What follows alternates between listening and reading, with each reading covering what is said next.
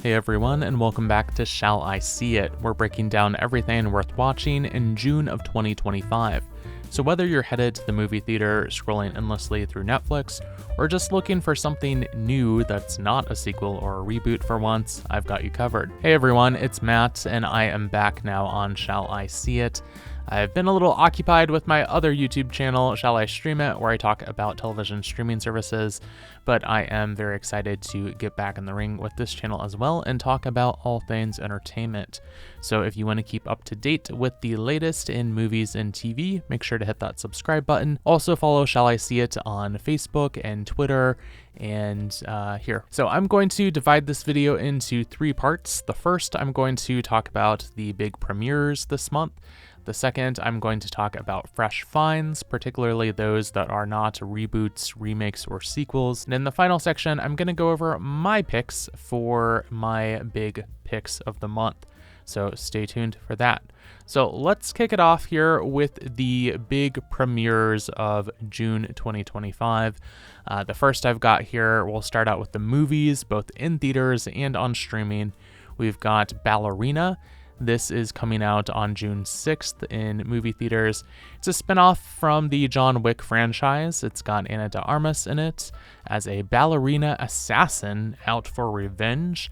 I love the camp of this all, so I haven't seen every movie in the John Wick franchise, I'll admit, but I do think I will make it out for this one. It does have Keanu Reeves in the supporting cast, as well as Angelica Houston, Morticia Addams in the flesh. We've also got How to Train Your Dragon. Now, this is coming out on June 13th. It is the live-action adaptation of the DreamWorks animation film. They're basically copying the homework over here from Disney. You know, the live-action adaptations have, for the most part, been successful for Disney. They're trying to do the same thing over here. It does make me question, if DreamWorks, if they have a lot of success with this film, are they going to adapt their other films? Because their other big franchise is the Shrek franchise. So I don't know how I feel about a live-action Shrek. And over at Disney on June 20th, we have the Pixar film Elio. I believe that's how they say it. Elio, potato, potato. It is about an 11-year-old boy who is mistakenly beamed into space and declared Earth's ambassador. Now, I'll admit from the trailers I've seen from this, I'm not super excited about it, but it is an original film, and unfortunately, with a lot of things going on, with Disney and with Pixar, it's just sequel, so I am glad to see Pixar getting back to its roots a little bit and work on some original stories, because they've had some great original stories that went straight to Disney Plus instead of theaters, like Turning Red, like the one about the two boys. What was that called? I can't even remember. Luca? Is that what it was called? I don't know. But there's a couple of Pixar films that did not go to theater, so I'm glad to see this one is. We've got 28 Years Later on June 20th. This is, of course, another installment in the zombie franchise from Danny Boyle. We've got F1 coming out on June 27th. Now, this film is made by Apple Films. Even though it will eventually go to Apple TV+, it's being distributed to theaters by Warner Brothers. This movie focuses on the world of Formula One racing. It's got Brad Pitt as the main character. We have the director of Top Gun Maverick directing this film as well. And what's neat about this is they worked directly with the Formula One racing organization, whatever you want to call it, to feature real-life racers and real life, things going on. They're actually racing these cars in this film. It's going to be presented in IMAX. I think this will be a really cool film to see in IMAX or, just on the biggest screen you can. So that looks really cool. On June 27th, we have the return of our favorite killer robot girl, Megan 2.0. I am excited for this film. I really liked the first one. It seems like it's going to lean into commentary on AI and kind of that dark horror comedy that we had from the first one. So I think that's a really timely subject. So I'm excited to see what they will do with Megan 2.0. On to TV shows for our big premieres. We've got Below Deck. That is coming out on June 2nd on Bravo and Peacock. We've got Love Island USA, June 3rd on Peacock. It is, of course, already June 3rd because I procrastinated on getting this out before June 1st. We have Ginny and Georgia Season 3 coming out on June 5th. Predator, Killer of Killers on June 6th on Hulu. Now, this sounds really interesting because it is an animated anthology film that takes place in the Predator franchise. It sounds like they're kind of spinning off the Prey movie that came out a few years ago. Can't remember exactly. But this will have 3 different stories focused on encounters with a predator in history. There's a story involving a Viking, a story with a ninja in feudal Japan, and a story with a World War II fighter pilot. So really interesting concept, and we'll see how that goes. And we've got season 2 of Fubar. Arnold is back on June 12th on Netflix. On June 15th, we have season 5 of The Chosen, which is subtitled The Chosen Last Supper. Now, I don't know if Jesus is going to make it this season, I'm just going to say, but you know those TV writers always come up with a way for them to return, so just saying. On June 22nd, we have season 3 of The Gilded Age on Max. And on June 24th on Disney Plus, we have the new Marvel series. Finally closing out the month, we have what are probably the biggest television premieres of the month. We have The Bear season 4 on June 25th on Hulu. And then on June 27th, we have the third and final season of Squid Game on Netflix. Now, with this series, they're calling it the final season. It does sound like Netflix definitely has plans in the future for the franchise, possibly bringing it to the US. I don't know if they're just trying to avoid some tariffs or whatever, but that is the plan for Squid Game. It sounds like is a US version. I don't know if that will be the same if it's in the United States, but we'll see. So on to Fresh Finds. These are the original films that are not part of a franchise. Some lesser known titles you have to dig in a little bit more to find out about, but definitely some things in here that I am certainly looking forward to. So we've first up, we've got the movie Deep Cover. This comes out on June 12th and stars Orlando Bloom and Bryce Dallas Howard. It's a British action comedy, and I think this is really interesting because it is about a troupe of improv actors who are accidentally recruited to go undercover in the criminal underworld. And I find this really interesting because when I lived in Chicago, and even before that, I dived a little bit into the world of improv. I'm not going to say that I was master improviser, but I took some improv classes with Second City, and I heard from some people that improv actors working as, with police departments and private investigators is a thing, like in real life, IRL. So I'm curious to see them portray this very kind of niche world in this Prime Video movie.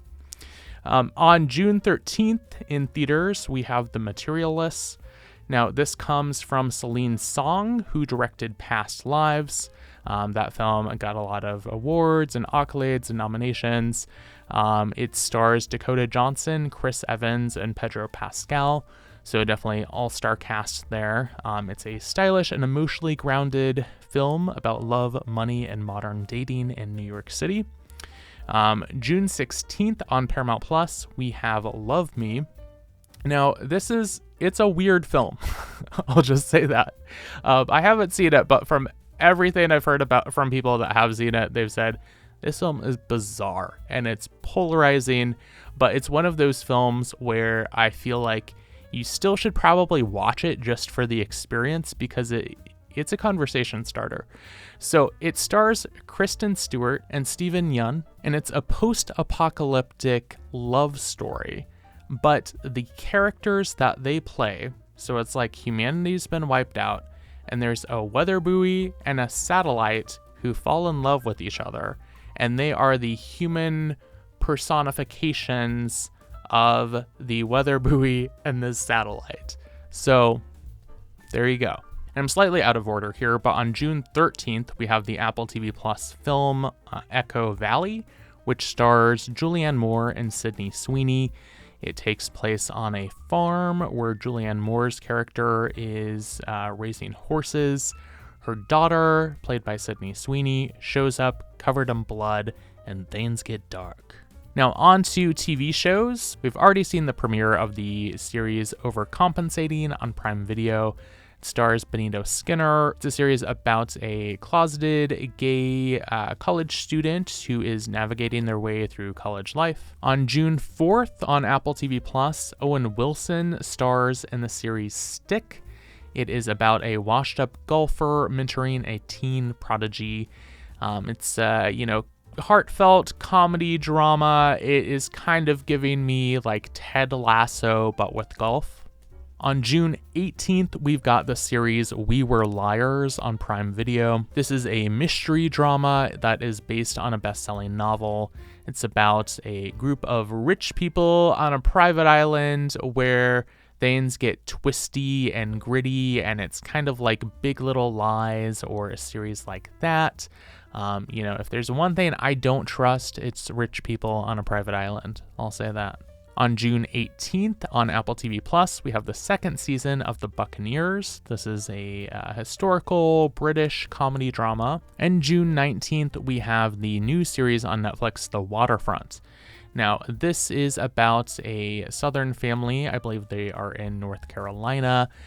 They have a fishing business, and things get a little fishy in the fishing business as they deal with drama full of politics and family secrets and slow burn tension.